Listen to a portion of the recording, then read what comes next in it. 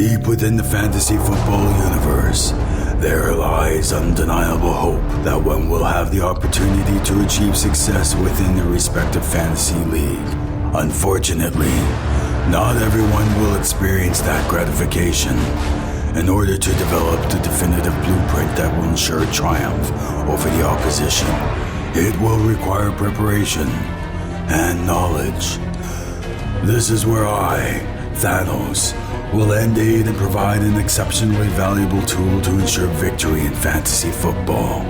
Navigate your way to www.averagejoenation.com and purchase the 2019 Draft Loadout. Once one is granted access, the possibilities are endless. Now that you have the knowledge to unlock the potential for fantasy league dominance, the key to attaining this advantage and league supremacy is as easy as a simple snap of the fingers. Here we go. Welcome, Average Joe Nation from around the globe. Props to you for staying up to date and keeping in the know. With fantasy football, man, very soon you'll reign. The knowledge that these three guys have, man, it is insane. Yeah, fantasy football talk hateful eight, they wear the crown. Hold it down. Pickle, Blackburn, and Trimboli, hold it down. Pulling up to the recording studio, we're getting loud. Getting ready, headphones on, red light go, break it down. Welcome back to the Hateful Eight Fantasy Football Podcast with your host. I'm Pickle, and with me as always, Blackburn. What's up? Out this week due to the holidays. Trimboli is out, but he'll be back next week, obviously. So enjoy the 4th of July. Come back with all your fingers, your toes. Yeah, not like Jason Pierre-Paul. No. He cannot say the same thing, unfortunately. But today we continue on the Fantasy Stock Watch series, this time just specifically talking wide receivers. So last week we talked about quarterbacks. If you want to go back and listen or watch that, you can do that on YouTube or on any of the podcast platforms that you listen to podcasts on. We are on DATV as well on 10:30 p.m. Friday nights, as well as 4 p.m. Sunday night or Sunday afternoon, I guess you could say. So you can tune into those as well. If you've missed the show, you can always catch back up. We appreciate you guys joining us, though, today. Wide receivers, Fantasy Stock Watch is going to be wide receivers that we believe, kind of like a continuation of last week with the quarterbacks, that we think are either too high based on their ADP right now, or maybe they're too low and you could probably get them a round or so earlier, or, I mean, you could sit and wait at the current ADP that they're going at and get a steal of a value for a wide receiver. Right. So, like we said, you can find us on Twitter, you can find us on Facebook, Instagram, YouTube, and DATV, as well as any of the podcast platforms. That's too many P's in a row. Too many P's right there. Podcast platforms in a row for us. So we'll go ahead and get into today's main fantasy news and notes. It's not the main segment, just so everybody knows. Gosh. Fantasy news and notes. All right, fantasy news and notes presented by Sleeper. If you're wanting to stay up to date on all things fantasy football news related, or if you're wanting to just have a conversation, questions, or whatever with just general fantasy football fans as well, or more importantly, if you want to have your fantasy football leagues, Sleeper is the place to have it. Absolutely, so, and mock drafts. Mock drafts is a big one for us, mock drafts, you could pretty much, for me, like after I put the kids down to sleep, I go sit down, I have a cup of coffee before I go to bed, which is awkward because most people don't have cups of coffee before they go to bed. It's just more of a soothing thing. It's kind of like tea for me, if people want to like put it in a perspective. But mock draft, I can sit there, it takes like all about 5 minutes, especially when you're by yourself mock drafting. It goes really quickly. It's simultaneously, as soon as you pick, it goes through all the picks, comes back to you real quickly. So I do way too many a day. But I pick different positions to see what kind of players are going to fall where, just so I can get an idea of whatever pick I get in my draft, who I'm going to be looking at potentially. True. And for the people that are in the Scott Fish Bowl as well, you can do that as well. And you can mock draft from your current position, like Blackburn was saying. They do have there's a form specifically for mock draft. So if you get tired of mock drafting by yourself and you want to mix it up, see what other people's personal ADPs may be, and they may not be in your league, but you can go ahead and do that as well. So, all right, let's go ahead and get into the first of the news.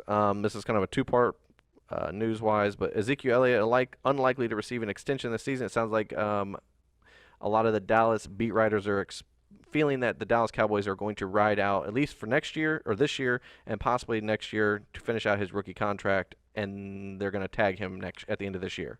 I was going to say that might be a problem next year, after this offseason. Right. So to follow up, part 2 of this is Roger Goodell and Ezekiel Elliott, as well as Dallas Cowboys officials, will be meeting at some point this week. It's Monday night where we're recording, but he's supposed to meet at some point this week involving his situation in Las Vegas, where he was momentarily detained, as they said. So I don't even see that being an issue, to be honest. no charges were pressed. He wasn't involved in a domestic issue, which is what he was previously suspended for. Right. And like we talked about when this initially came out, I feel like watching the video, it sounds like the officer did Ezekiel Elliott a justice by just detaining him, almost to kind of, I don't want to say put him in timeout, but essentially detaining him was to get him to cool down, relax. Right. Here you go. Before anything else. Go the opposite direction. Right. So they kind of use it as a parenting type setup. But are you concerned at this point, moving into as we're starting to kind of ramp into the drafts and mock drafts and everything, no, adjust-wise for He's still a top 3 pick to me. Right. So, okay. I was going to say, I didn't feel like it was a big to-do at this moment. Now, if Goodell takes a while to investigate and says we may have an issue or something that comes out after this meeting, then we could kind of backpedal and be like, okay, well, maybe there may be a game or 2 suspension, or a fine. Even so, even if it's just 1 or 2 games, I'm still drafting them in right. the 5 to 10 range. Right, for sure. So, now first round tackle Jonah Williams. We didn't get to really talk on this last week because it kind of came out as the show was recording. Will likely miss, it says, the 2019 season with a torn labrum in his left shoulder. So that is the first round draft pick that the Bengals took this year to solidify that left tackle position that they've been needing since, was it Andre Smith had it a few years ago, and then it was Whitworth. I just feel like... Yeah, they've been missing since Whitworth left. Right. So now, unfortunately, Glenn now switches back over to left tackle, which is what he was going to be playing. He played last year, moves out from guard, and then the guy that they just acquired this offseason will move in from the backup position now to a starting guard position. My thing is, luckily they had people to cover, but this hurts their depth.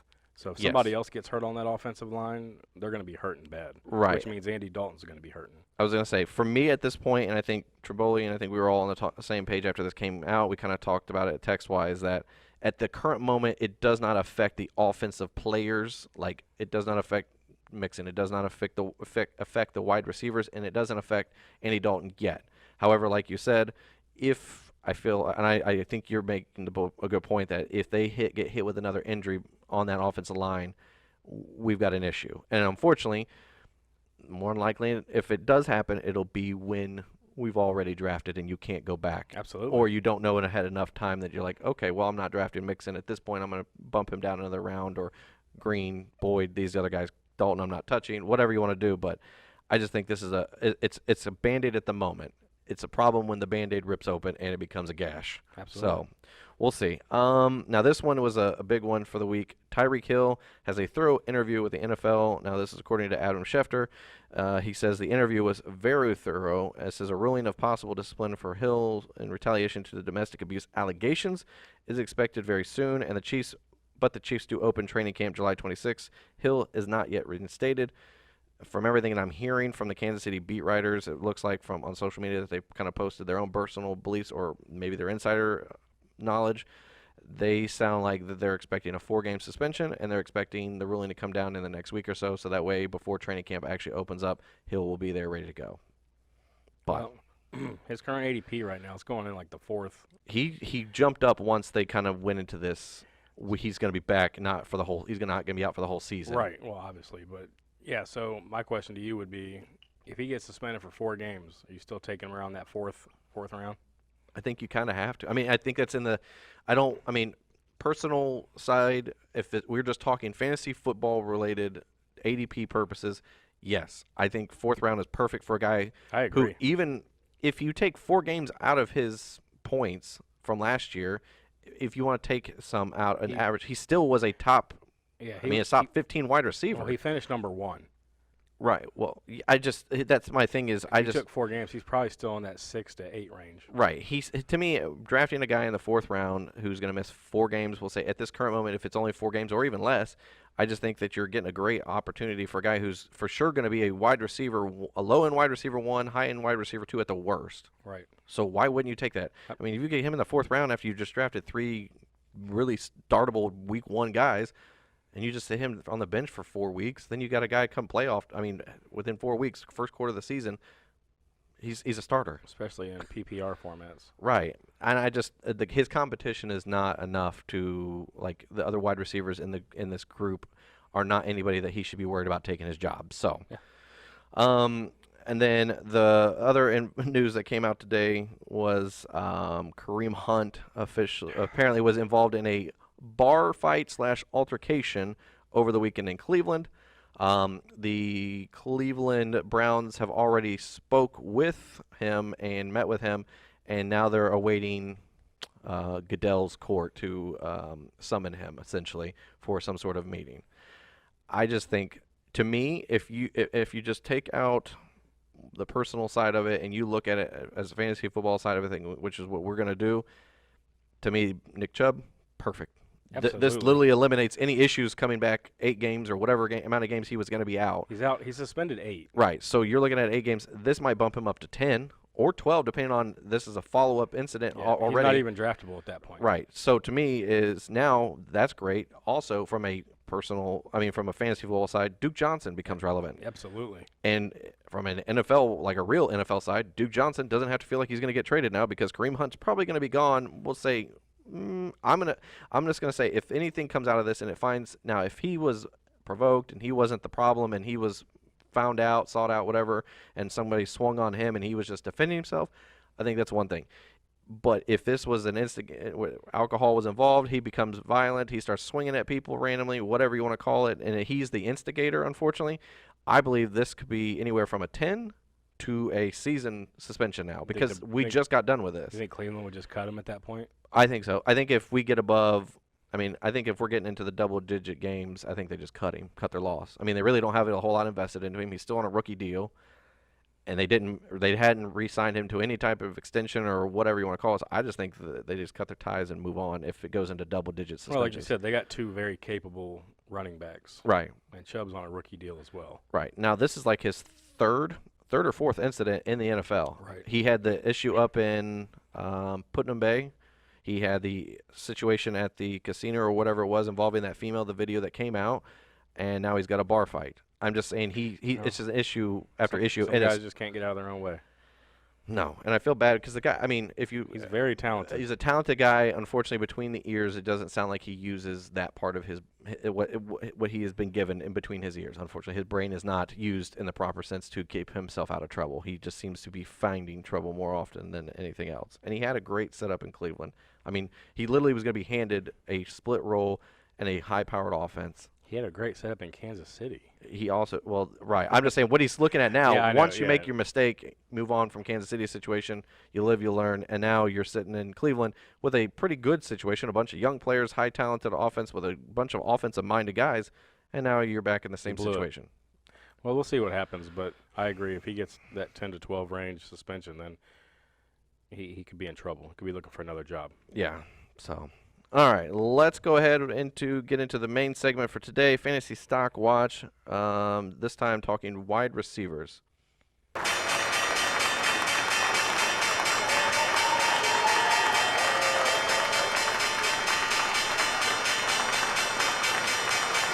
This is Fantasy Stock Watch. All right, Fantasy Stock Watch, wide receivers, presented by Trophy Smack. Trophy Smack has over 1,000 different unique fantasy trophy combinations. Also have fantasy championship rings, fantasy championship belts, and recently added, like we said the last couple shows, they got the draft boards now. $39, comes free shipping. So, you can incorporate plenty. And they do have a deal still going right now. If you buy a championship trophy, you get a championship ring for free. That's awesome. Right. I think their rings are normally like $40, $50. So, right. That's a $50 purchase you don't have to make now for your league. Right. So with that, you can go to our website, thehateful8ff.com. You can click on the tab and then go to the trophies, belts, rings tab, and it'll take you right over to Trophy Smack's website. And if you do end up purchasing something from them, let them know that the Hateful Eight Fantasy Football Podcast is where you found it at. So, all right. The big guys that we kind of, we had a bunch. I looked at a bunch of different guys for wide receiver purposes. I did too. This was kind of hard. I felt like there was a lot of guys you could put in the too high or too low category, honestly, for me at least. I feel like wide receivers, there's so many of them, and I feel like it all comes down to what you think their potential is right. versus what somebody else's potential is. So We'll start with you. Who is your too low in this? My too low is Tyler Lockett. Yeah. Now, right now, his ADP is 502, so second pick in the 5th round. Right. Currently, wide receiver 21. Played 16 games last year, got 194 points. There's no more Doug Baldwin this year. He had an off year last year, Right. Baldwin did, but he still had 73 targets Yeah. in 13 games. That's a lot, so those got to go somewhere. Right. Now, we know Seattle's got a run-first offense, but in the passing game, Tyler Lockett's your main guy now. Yes, they brought in DK Metcalf, but he's unknown. Right. So I like Lockett a lot. Last year, he finished as wide receiver 15 Right. with only 71 targets. He only had like 48 receptions. Right. But I think he has the potential to be I can see him sneaking into that top 12 and be a low-end wide receiver 1 at season's end. Yeah, I mean, I think he's definitely being drafted too low based on what we all sitting here. I mean, I know Trimboy's not here, but I think we're all on the same boat that that's too low for a guy that's the wide receiver 1 on his team. Yes, it's a run-first offense, but they're going to have to pass the ball. They're going to have to throw the ball down the field eventually. And to me, Lockett's got enough speed to be able to have separation to get over top of a defender. Yeah, he can go over the top, and he could catch slants and run. Right. So I agree. 5th round. I mean, I could see him going as early as late 3rd, early 4th, depending on how your draft is going with wide receivers. Right, and I think with the fact of his ADP being in the 5th round, and we all kind of have him somewhere in that, we'll say 12 to 15 range comfortably. That's a 3rd round draft pick. Right. So that's 2 rounds later. And I mean, we're not saying, hey, draft him in the 3rd round. We're just saying, hey, this is where everybody thinks he's going. We think he's much better than what the average draft position or the ADP that people are drafting at. So sit on it. I mean, wait for the 5th round. Right. Yeah. If you draft running back heavy in the first couple of rounds, and you come to the end of the 4th, beginning of the 5th, and Tyler Lockett's sitting there, grab him. I mean, essentially, at the current point that you're looking at, you could be drafting one or two top running backs, round 1 and round 2. You come back around in the 3rd round, hit yourself with a wide receiver, I would say a low-end wide receiver 1 in that 3rd round. Then you could come back around, hit Tyreek Hill in the 4th round. Then you could take a Tyler Lockett in the 5th round, or however you want to interchange it. That'd be nasty. I'm just saying you could potentially Right. double. You could be sitting after your 5th round pick, sitting there like, well, there's 5 guys right there. There's my 2 running backs, my 2 wide receivers, and a flex. I just right think a there. lot of people undervalue Tyler Lockett because of the offense. Right. But he can produce he only had Volume is 71 volume. targets. Yeah. And when Doug Baldwin's gone now, so Penny's not going to get that much. Dilly's not going to get that much. no, and I think that We don't know what DK Metcalf's going to do. I would say that the biggest wild card is DK Metcalf. But even if you transition and move Doug Baldwin's receptions last year, which were a lot lower than his average, Right. you put that into the perspective, they're still going to throw the ball more with a healthy wide receiver all 16 games. I think DK Metcalf has the potential to be something this year, but he is going to be very much I believe, a touchdown-dependent wide receiver, where I think so, too. Lockett's going to be a lot of I think he is going to score touchdowns, obviously, but I think he's going to get a lot of the yard after the catch is going to be his bread and butter. Plus, he's going to see reception uptick. Volume. Yeah, I was going to say volume for him is my main argument here. Right. So I love Tyler Lockett, and I think 5.2 is way too low. Yeah, I think he's a late 3rd or early 4th round draft pick at this point. At the current moment that we're looking at, or the landscape now, something could change and he could skyrocket higher if Doug Baldwin, or not Doug Baldwin, but if Russell Wilson just is peppering him with targets more and more.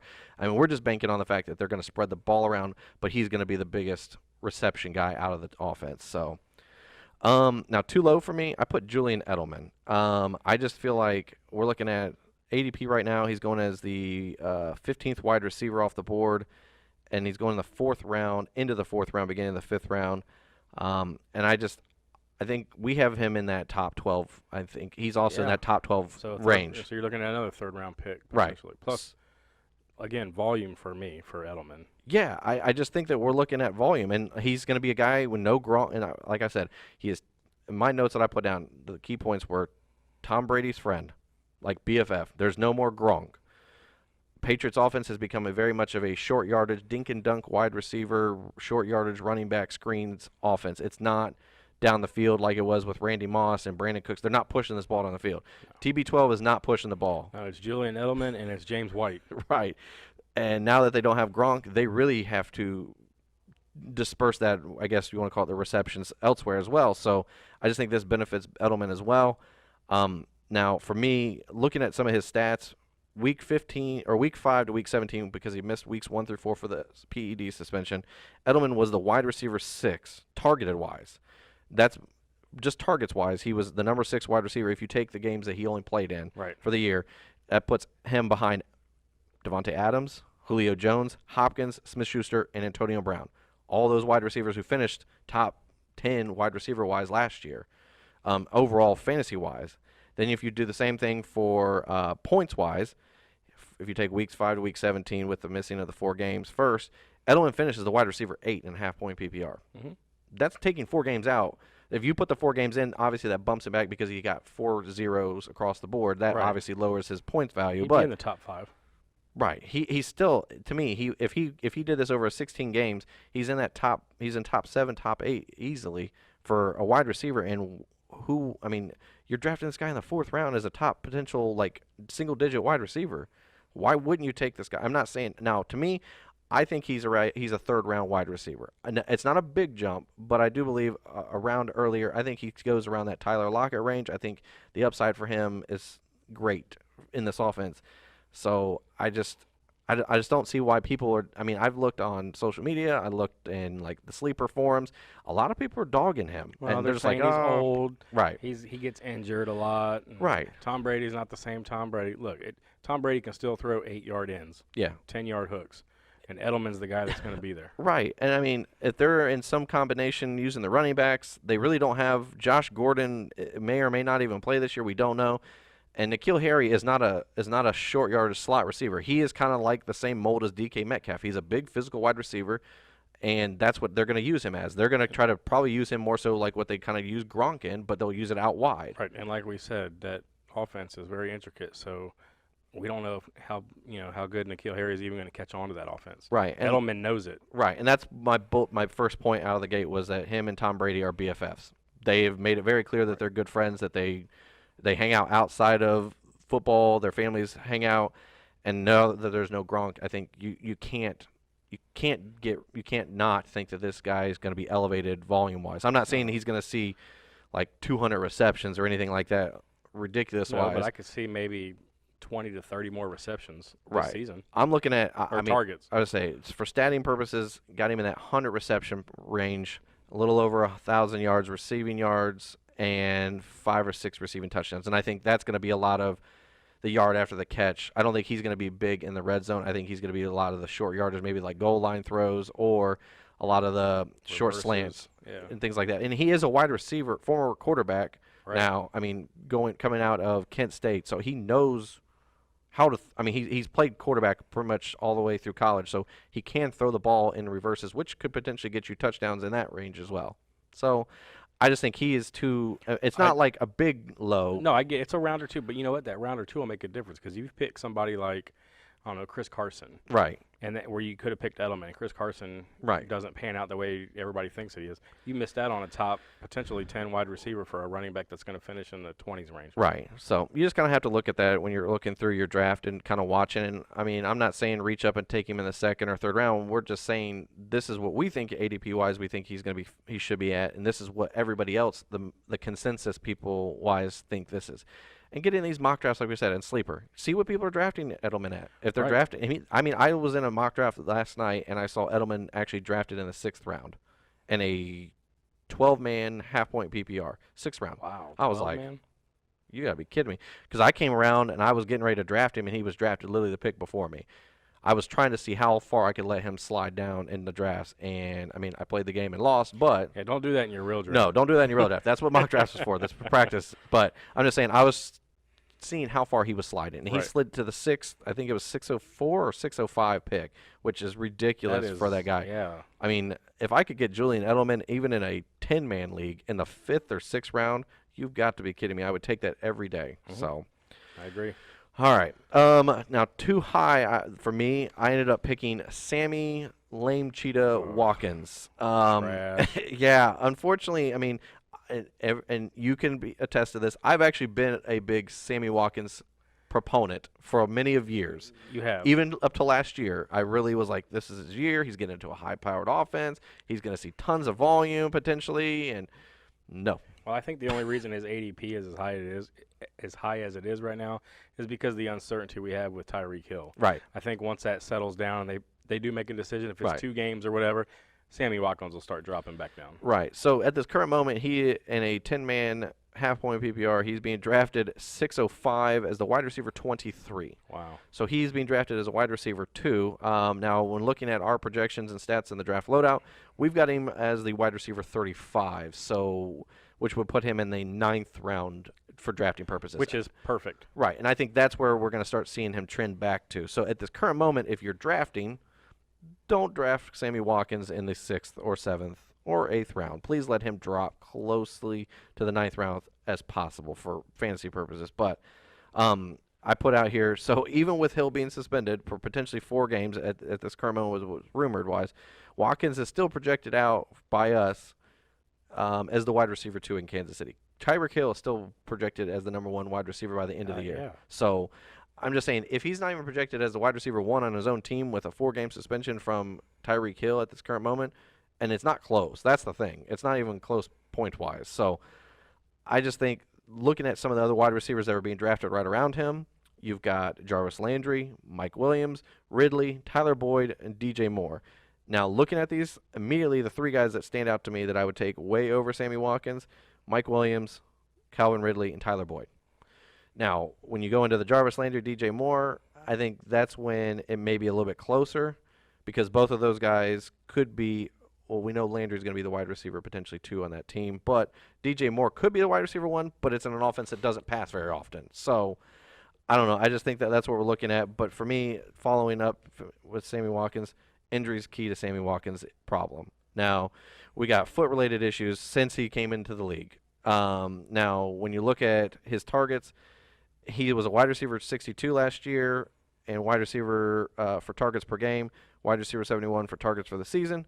Career stats, 3 receptions a game, 57 yards a game. That's his career average if you take from 2014, which was his blow-up year. I was going to say that, but he was the man in Buffalo. Correct. So if you look at what if you average basically his career stats out, he's at 48 receptions, 912 yards, 5 touchdowns, which puts him at 145 fantasy points, which we have him projected out as 61 receptions, 751 receiving yards, 6 receiving touchdowns, 145 fantasy points. So we literally have him at his career average.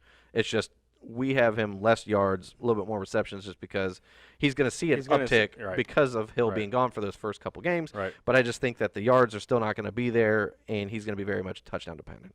I agree. I think this is the first year I can honestly say I will not be even like batting an eye at Sammy Watkins' name coming through any of the rounds that I'm drafting. It's just push to the right, keep going. I don't want this guy. So unfortunately for him, I feel bad, but he is a talented receiver. It's just he has dealt with too many injuries, and now he's on a team where he's not the number 1 option. He's not even the number. I'd say he's like the number 3 or 4 option on his team. Number 4 close. Right. I mean, you got to add Kelsey in there. Right. So I'm thinking you got Hill, you got Kelsey, Williams at the current moment. I mean, I just think he's like the 4th best option. He'll rival Williams for catches. But I mean, we don't know what McCole Hardman could end up being the best wide receiver number 2. I mean, could be the wide receiver 2 by the end of the year in Kansas City because Sammy Watkins injured. I'm weary of rookies though unless they're like big name rookies. But right. Well, I'm not saying draft McCole Hardman now that we're kind of seeing the layout of the offense and that. No, but he's going late. He's going like 11th, 12th round. Right. So we'll see. I'm not drafting Sammy Watkins anywhere close to his ADP, and I finally had to come to the realization that he is not draftable at this point anymore, unfortunately. Even on the great offense. Right. You're not draftable even though you're like a wide receiver 2 on your team. We didn't talk about it. I mean, he stayed healthy for the most part last year, but he's been injury prone most of his career. Yeah. He's averaged, I think, somewhere around 8 games is what he's averaged for his career. No. So and then that's what, a 5th round pick that you're going to throw out? You're looking at a 6th round pick at the moment. No, absolutely not. Right. For a guy that may get you not even double-digit games. So. Sorry, not today. No, thank you. Buy too high is a guy that you kind of mentioned was Jarvis Landry. Again, the guys that are going behind him, Ridley, Boyd, DJ Moore. Yeah. I'd rather have all 3 of those guys, especially Boyd and Ridley, besides Jarvis Landry. Jarvis Landry, his ADP right now is round 5, pick 7, so wide receiver 22. Yeah. Played 16 games last year, 176 points. He was the number 1 guy in targets, though, in Cleveland. Yeah. Okay. Now they got this guy named Odell Beckham Jr. I don't know if you guys have heard of him. Is he closely related to OBJ? Yeah. Okay. Just in that's case. his best friend, Okay. Jarvis Landry. Yeah, okay. Anyway, so, yeah, Landry's not even going to sniff the 149 targets this year. I got news for you. That's not going to happen. No. Now, I think Cleveland's going to have a more balanced attack than they have in years past because Chubb showed last year that he can carry the load for them. Yeah. So I think that's going to bring down some of the passing opportunities as well. Yeah. But I just think that with OBJ and Joku, if Hunt's gone, now you got David Johnson who can catch passes. Callaway, they got a lot of players there that can catch the ball in Cleveland, and I don't think Jarvis Landry is going to see the uptick in targets that he needs to stay at that wide receiver range. Yeah, no, I agree with you. I just think that, and like we talked about, the recent news of Hunt, I think Duke Johnson's going to get infiltrated more, or I shouldn't say infiltrated. He's going to get, I think, involved more in that offense. And I think with, like you said, Njoku, OBJ, Callaway, I mean, there's other guys in this offense. I just think that Landry's been beneficial for fantasy football because he has been the guy in both Miami and in Cleveland through last year. Yeah, he was the guy with 149 targets last year, and he still finished wide receiver 19. Yeah, so he's not going to finish that high this year. No, I just think that we're looking in that. I think we're looking in more of like the post top wide receiver 2 range, so outside the top 25. Now, could he bump into that top 25? Yeah, he could. Right. But he's going to have to see volume, and that's the biggest thing. So if he's seeing an uptick in volume, because you already know OBJ is going to see a ton of volume. Absolutely. So who does he take it from? Does he take it out of Nick Chubb's hands, or does he take it from Njoku? Callaway. That's what I'm saying. Who does he take to get close to that volume? Who's he going to take out of their pocket? That's the problem. I don't think he's going to get close. Right. To it. So I mean, when you just use, I mean, I'm not good at math, but simple math is there was only, we'll say, 300 targets to go around in an offense, and we'll just say 150 of them for sure going to OBJ. That simple math is there's only 150 left, and if he's been averaging 140 something, he's not going to be. They're not only going to throw to 2 guys. You'll get around 80, and then everybody else will get the rest. I'm just saying, if for me, for Jarvis Landry to be in that top 25 wide receiver 2 talk, he's got to see 100 receptions. And I just don't see how he can get that if he's only getting, we'll say, 100 targets. I mean, he's not catching every pass. That's on the good side. Right. So I'm just saying I agree with you. I think, and he was one of the guys that I was looking at, but I was like, you know what? Sammy Watkins is too easy to not put out there for people, because I know a lot of people, as soon as the suspension from Hill came out and that he's going to be suspended, could be 6 games, could be 4 games, could be a year, whatever. Immediately, everybody went up and it was like the ADP for Watkins went skyrocketing, and we were all here at the table and said, relax. Do not take Sammy Watkins, even though if he's going to be the wide receiver 1 all year. Do not take him. Right. Well, that's what everybody does. As soon as they see an injury to somebody, they immediately go to the next person on the depth chart and think that that's going to be the next coming of whoever. Right. It's not going to transition that well. We said skill-wise, McCole Hardman was probably the most similar to Tyreek Hill overall athletic-wise, but being a rookie, he's probably going to struggle at times. He's going to be a game-by-game swap in, swap out. But even then, like we said, you made the point just a little bit ago, rookie wide receivers tend to not transition to the NFL very well. There's a handful of guys over the last, we'll say, 6 years that have made it into that bubble of a valuable wide receiver week in, week out. And the vast majority of them were studs that we knew that were going to do that. So I'm just saying, I agree. Jarvis Landry, to me, is one of those fantasy guys that you love to have, because you know prior to this year he was going to see the volume. But the problem is he is very much a volume-dependent guy. If he's not seeing the volume, then that means he's going to have to be doing yards after the catch, or he's going to have to improve his touchdowns to be valuable. And I just don't see him going into the double-digit touchdowns. I just don't think it's a possibility. Well, I just look at it as, you can make the argument that, because now that they got OBJ, Jarvis Landry will see more opportunity because they might double cover OBJ. Yeah, but I keep going back to, he had 149 targets last year. Right. And he finished wide receiver 19. Right. So he was the guy. Right, and he was seeing plenty of volume. He just wasn't doing much with the volume. And I just think that this offense is going to be very much, it's going to be a lot of bootlegs, a lot of play action, and a lot of zone reads. And I think that it's going to be Baker Mayfield is going to be the master. What is it? What is it when you're the master? Not I'm thinking like for. Man, I am literally blanking out right now. Maestro for the Maestro, orchestra? thank you. Good gosh. You know what? Give you a boom knowledge. Boom Man, knowledge. I was Yeah. I was trying to say, I was like, Mysterio. Nope, that's a wrestler. Rey Mysterio. Nope, that's still the wrestler. Spider-Man's in it. Spider-Man. Anyways. But yeah, so basically, 5'7" is too high for me. I'd feel more comfortable around that 8 to 9 range. Right. It's So perfect for him. I think we are all in agreement that Landry, Watkins, all should be pushed back to like the 8th, 9th-ish round Sure. and that would be when you would feel good. But I would, if I'm looking at Jarvis Landry and Sammy Watkins in the, we'll say, end of the 8th, beginning of the 9th, whatever, I'm taking Jarvis Landry and feeling much better, even though I don't think the volume's going to be there like it has been. The risk factor of the injury is not there. That's the biggest thing. Jarvis Landry has made it very clear that he is a tough guy and he's going Right. to play through things. And you saw last year in the Hard Knocks, I mean, he was calling out fellow teammates saying that these guys were weak, that they need to play through this stuff. Yep. And if I can walk and if I can breathe, I'm out there. Right. So And not to mention, I mean, if you can get him in the 9th round, that's a good depth because OBJ's been injury prone too the last few years. right.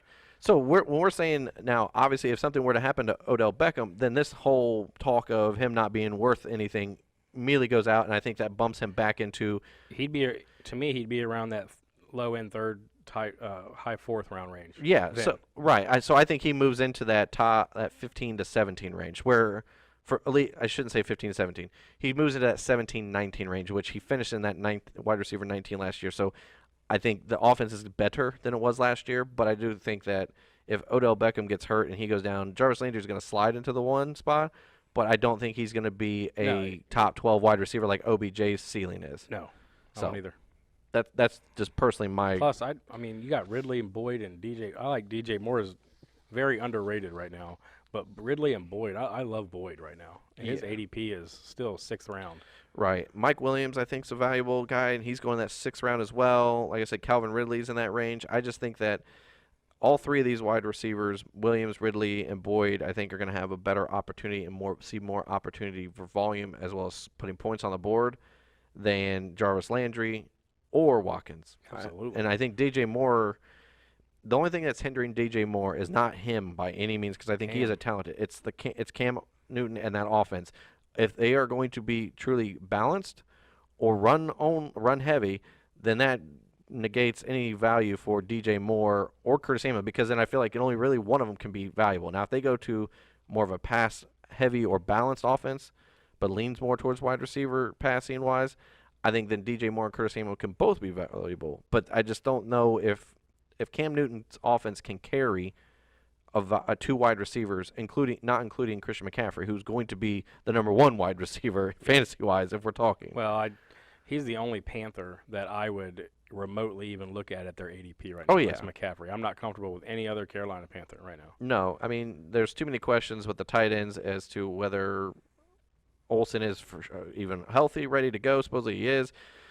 And then you got the tight end back behind him. I just feel like there's too many guys there, and I just think in an offense that doesn't pass the ball very much, Right. that's the issue. Plus, Cam's been banged up. He's supposedly healthy, but we'll see. I don't know. But I would take Ridley, Boyd, Mike Williams. I would love any one of those guys over Landry, Moore, or Watkins. I agree. But Moore, to me, I think is up there in that talk. He has potential, just like you said. It's just based on what Cam can do. Yeah, so. All right. Now, before we finish out today's show, we do want to announce 2 more of our Listener League winners. We obviously last week we announced 2 of the listeners, and they already have joined up into the Sleeper app as well for the league. So they've already joined in and started the trash talking, which we appreciate when you guys come in hot for talking trash with us. We appreciate You that. better bring it. That's all I got to say. Right. So the first one that we want to mention is Darnell Bright. He follows us on Twitter. He's been very active and always asks questions. And during the season, he always DMs the podcast handle and says, "Hey, I got a question. Do I play this guy or this guy?" He's always been very positive towards the show and pushing it out there and sharing it and everything else that he can do for him. So we appreciate that. And he's obviously, if you'll be listening to the show, which we know you do, you'll now hear your name. So you'll be in the Listener League. Email will be going out here in the next 24, 48 hours to get you the link so you can be invited to join up with us. And then the other one is another guy that's kind of been with us over the last year or so for like I would say listener-wise, always interactive, always asking questions. Also purchased the draft loadout this year, which we appreciate for supporting the show. But it's Jeremy Brown. We've tried to. He stays in contact with us pretty frequently and asking questions. Man. I like him. So we appreciate him filling out. It was like we said, it was a randomizer. His name and Darnell's name came out, but we appreciate both you guys. And like we said, emails will be out in the next 24 or 48 hours. It is Monday, so the show will probably go out either Tuesday or Wednesday. So when you hear it, you'll probably have already had your email. So, but we do appreciate, and like we said, today, July 1st, is the last day for the turn-in. So obviously, when the show comes out, the deadline will already be passed. But and we've got. I mean, last I looked, we were at like 200 some people requesting. It's crazy how many people have asked to be a part of the listening league, which we appreciate. It just Absolutely. So unfortunately, obviously, we only have a limited amount of space. So we're gonna next week we'll do another 2 invites as well. So make sure you tune in next week for the show to hear your name on the show. And then we just want to tell you guys thanks for joining us on today's show. Like we said, whether it's on the podcast side, YouTube, or on DATV for the Dayton local listeners and viewers, we appreciate you guys tuning in weekly. If you are on YouTube or on a podcast side of things, please hit the subscribe button. And then also hit the notification so that way you can be notified once a new show gets dropped. You can follow the show and head over to the website, thehateful8ff.com. Articles are rolling out, and apparel, like we said, as we get through here in the next couple weeks, probably post July 4th, obviously. We're going to start rolling out some new apparel, which we've been working with. I've been working with Lance, and who does LB Designs, who does our designs our logos, as well as all of our apparel, handles all that. So we'll have more opportunities for you guys to add more apparel to your closet. So, and then also averagejonation.com, like we said, the draft loadout, $10 right now, constantly getting more and more stuff added into it. The big thing that we just recently added, if you are a part of the Scott Fish Bowl 9 and you're listening and you're a listener of our show or a viewer on YouTube or DATV, we just recently added in the points. We took our projections and everything and actually mathematically added them for the points scoring style for Scott Fish Bowl. So that's pretty cool to be able to integrate that. Matt Spencer does a great job with that. He took it and he was like, you know what, let's add this Scott Fish Bowl scoring into it. And I was like, that's up to you if you want to do that. I said, I don't know how easy or how difficult it is. And he goes, oh, it's not really hard. He goes, I'll just do this and that. And I'm like, do your thing, man. Do your thing, Matt. So like I said, we appreciate Matt and all the work that he does. I mean, this guy thinks of things randomly and just like implements them, and then you get a message, a text message, or an email or a Twitter DM saying, "Hey, just so you know, I added this." And you're like, "How hard was that?" And he goes, "It just took like an hour of my time, no big deal. I did it over lunch or whatever." So I mean, we appreciate all the effort that he puts into it. We appreciate what the writers are doing, and we just it's fun for us to do all this stuff and be able to help you guys, because ultimately, end goal, make you guys champions. Win as many championships as you can in as many leagues as you're in. We want them across the board. I mean, so that way next year you guys can rub it in your league mates' faces. That's the whole point. That's what it's about, man. Right. So that's pretty much all we have. But follow us on Twitter. I'm at jpickle th8ff. It's at jblackburn th8ff. Do it. And he's not here today, but it's at ftrim th8ff. We're all active on Twitter, and you can DM us. You can DM the podcast handle, which is the Hateful8ff. So like I said, we're ramping up more and more as we go this off season, and training camps are right around the corner. That's what's crazy to me. Yeah, it's like later this month. Right. The summer has gone by so far so quickly. I mean, once we hit, I felt like for all of us, for fans of the NFL in general, I feel like it's like you go to the Super Bowl and there's a nice lull, and then you go to the draft, and then the ball starts rolling faster and faster. Then you're getting to rookie mini camps, then you're getting to mini camps, then you're getting to training camp, and then you're getting to preseason. Well, once training camp hits, it's pretty much here. Yeah. So after that, you got preseason games, and then we're on. Yeah. So like I said, we're 365 24/7 a lot of times. I mean, we try to be as active as possible, but I mean, there is lulls in the fantasy football season, obviously. There are lulls in the NFL season, but for us, once we hit the NFL draft, I mean, it's back to business. So Pedal to the metal. it is. So we appreciate you guys tuning in today's show, and we appreciate you guys if you're new. As we said, thank you for joining us. If you're a returner, and not a punt returner or a kick returner, but a returner. Fair catch. Fair catch it. Anyways, we appreciate you guys joining us again. And like I said, next week we'll be dabbling into the running backs for Fantasy Stock Watch, which that's going to be the interesting thing because I think there's going to be even more potential, I wouldn't say discrepancies, but I feel like that's where we're going to all. Well, I think we'll differ a lot on this one. I would say the running backs, I think, is where we always seem to differ the most. So anything else? That's it. Thanks for listening, guys. We appreciate it. Yep. All right. We'll see you guys next week.